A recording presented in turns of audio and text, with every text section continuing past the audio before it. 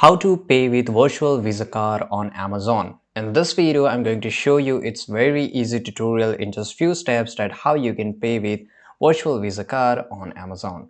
Right, so here you can see I'm already into my Amazon here, and for example that I just want to buy this product. Right, so if I just click on buy now, I'm just giving you a short tutorial here, so it will just load for a few seconds, so you have to wait here. And once you are here, you can see there's an option of credit or debit card.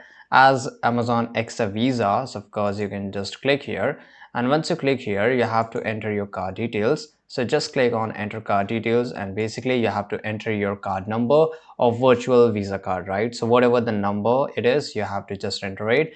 Then the nickname, basically you can just write what's your name, right? And here expiration date, and just click on enter card details.